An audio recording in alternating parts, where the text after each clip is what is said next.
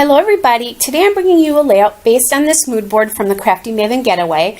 I actually made a layout for that YouTube channel from this inspiration piece. You can find that in my playlist titled My Crafty Maven Videos, but I didn't use the color part of this, and I did love those colors. So when I was going through some papers, I saw that floral background paper and it totally reminded me of the colors for this inspiration board. So definitely check out the Crafty Maven channel, and you can also see those videos on my channel, or at least the ones that I've done. So I have two photos of peonies in my yard. It's one of my favorite flowers, and I had transplanted these bushes and I was so excited that they bloomed. So that's why I took these photos. I'm going to put a border around this floral paper, and I'm using this green diagonal stripe by Bella Boulevard. It's the Color Chaos collection, and it's the guacamole strands. I have a Caterpillar Pro trimmer, but that doesn't gut papers, so when I want to gut a paper, I just have this little Fiskars trimmer, this portable trimmer that I'll sometimes throw in a little crop bag if I'm cropping. Like sometimes I'll take it to work if I know I have a break, and I'll crop there, I'll scrapbook there. So anyway, I have that done. Now lately I've been bordering a lot, and I like to border things when it feels like the design of a paper is falling off the edge, so that it kind of frames it and stops it. And that's what's going on here, is the flowers, excuse me, the flowers are all over the background and they don't have kind of a stop point, which I love, but I want them to have some sort of stop point on my layout. So that's why I'm doing it this way. All right. So there I've got them, the papers mounted, and I think it wasn't quite, I hadn't gotten the border strip off the bottom of one of those papers, so I did that. And now I'm kind of looking at the direction that I want the diagonal stripes to go. I was playing with that a little bit. And while I'm thinking about that, I'm going to mount the photos on this little pink wood grain paper. That's from Bella Boulevard Simply Spring, and it's Spring Patchwork. And that will be my photo mat. One of the things I love about the Bella Boulevard papers is, even though right now I'm using 3 different collections, because actually I didn't tell you this, but that floral paper is from Illustrated Faith. It's the You Are Loved collection, and it's called Eden. And Illustrated Faith is actually made by Bella Boulevard.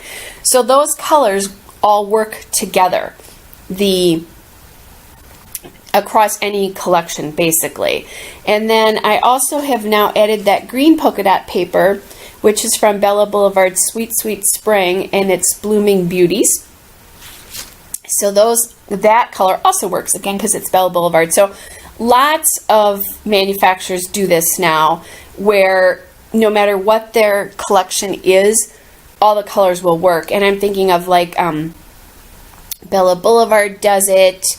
Of course, I can't think of it when I'm thinking of them when I'm thinking of it. Simple Stories does it quite a bit, and October Afternoon does it, or did it. So that's a good one for that kind of a thing. Maggie Holmes collections all kind of work together. So if you're kind of stuck for how to coordinate papers outside of a particular collection, coordinate in with a manufacturer or a designer within the manufacturer, because they will often coordinate their colors and make your job a lot easier. So big long explanation there. Let me get back to the layout. What I've done there is I've put a gold doily banner down, and that is from the My Mind's Eye My Story mixed bag, which is the ephemera. And I also chose that little arrow die cut. That is from the My Mind's Eye Hello Gorgeous mixed bag of ephemera. I chose that tab. That's from the Hello Gorgeous collection. And then I have the 2 doilies up there. Those are from the aqua doily, and the pink doily are from Hello Gorgeous. And then that dream die cut is from the mixed bag it's from the My Story mix bag, not the mix bag, the My Story mix bag. So I've used 2 packages of ephemera here, and I guess, again, speaking to that, this is all My Mind's Eye, so it works really well. They have a little bit of a distressed feel to them. I wanted something sort of sweet and romantic, and I didn't have any of those kinds of pieces from Bella Boulevard. So I had just bought these 2 die cut bags on sale at Hobby Lobby, and I'd found them in their clearance area. And so they work really, really well. The colors work great with this. All right, I also have that little geo tag there, and that's from the Hello Gorgeous ephemera. So I'm going to use that in a second. I'm kind of going to play with it to figure out how I want to put that down. But I don't like the sentiment on it because it says there. So if it said here, I probably would have used it. So I'm going to need to figure out how to cover that up because that doesn't work for me. And I will. I'm just going to use my Memento Dewdrop in the gray flannel to ink up those edges of all the die cuts. I've done that with the papers as well. When I have a background as busy as that floral background, I really like to ink those edges up because it gives them a shadow and it helps them pop off the paper.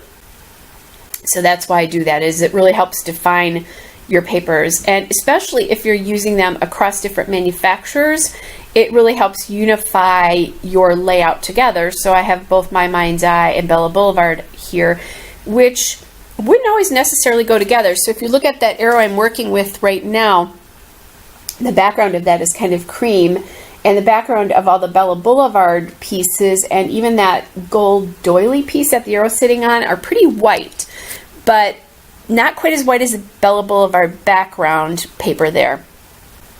But it really helps pull everything together because they have that one unifying element. And I think the cream works on here because I have different kinds of, quote, whites here. I have white, I have kind of a not quite as white, and then I have the little bit of the cream on that, and then the little geotag there also. Although you don't see the cream, but it is on a cream background and you can definitely tell that. So that's one of the ways that you unify your layout when you're working with different manufacturers. I know that can be a little bit scary to try to coordinate papers when it's not already done for you, because the manufacturers do such a good job of that for us now. But that's one way to do it. And again, also to just stick with the same manufacturer, but to use different collections, because oftentimes they will work together really, really well. All right, so I'm just finishing inking up all of the die cuts there. I'm going to use a collection of 3 here. I'm trying to decide how to get those. There we go. And I'll just pop those down. Now right now there's not a ton of dimension on this page. I did put the foam tape behind the arrow, and I'm going to add some foam tape behind that dream ticket there, so that'll get me a little bit more dimension on the page as well. I had thought about using like enamel dots or something on this, but the enamel dots will completely get lost in that background paper. I do need to cover something up, so I'm going to my bag of pre-punched gold foil and glitter paper pieces, and I find that gold heart there. That paper is from Recollections from Michaels, and then the heart is a Martha Stewart heart punch. And I'm going to just use that to cover up that geotag sentiment that I don't particularly like. Now I decided I also wanted a third piece in that sort of banner and arrow area. It felt like it was missing something over there. So I'm going to grab a rose die cut from the My Mind's Eye, My Story mix bag. So that's the ephemera there. And that again will be cream, so it's going to a cream background, so it'll help just kind of pull everything together. Sometimes if you use cream and white together, it can look dirty, so you do have to be really careful about how you do that. But as I said, I think in this case it works because I have varying degrees of the whites and creams together.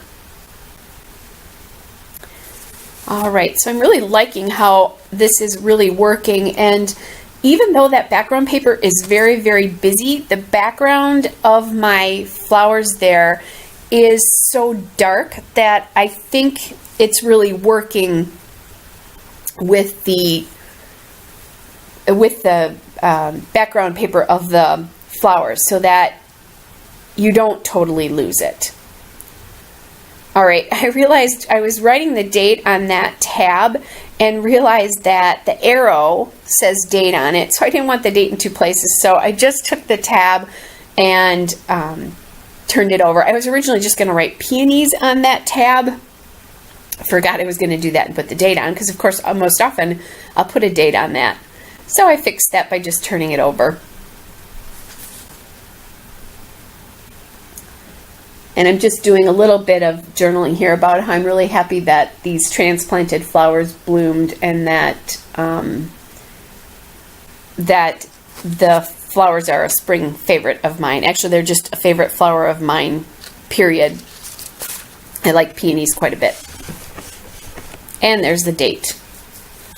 Now I do have one more thing yet. I have gold, and that, by the way, that's one of the reasons I went to my bag of the punched hearts or punched pieces, because I wanted one more element of gold. I had it at the top and the bottom, but I didn't have any gold in that little cluster with the tab. The other thing I'm going to do here is I'm going to use gold for the title, because then that'll really help pop up my layout. And I'm just experimenting here. I did like the size of that gold glitter alphabet, and it has some pink on the sides of it, so it looks really good, would look really good on this page, but I didn't have any glitter anywhere else. So I'm just kind of playing around with some of my alphabets here. And I eventually settle on the Dear Lizzie Fine and Dandy collection, the Woodland Thickers, because those are a foil alphabet. I really like these, and I actually just bought another pack because, and you can see me going to it because I was out of too many letters. So the only problem is I realize is that the gold in both of these are two different golds, and they're noticeably different. So because I wasn't going to be missing that many letters, I think I only was missing one letter, I thought it would look kind of funny if I mixed the two, and this is kind of a serious layout, so I'm going to use just one alphabet. And I was going to write peonies here, but it didn't feel like it was big enough and bold enough for me. I wanted to have a two-word title, I guess. And so I'm going to call this Favorite Flowers. And I don't have to use my wax paper here on this part of the layout, or this part of the title, because I'm just starting it from that tab and going over.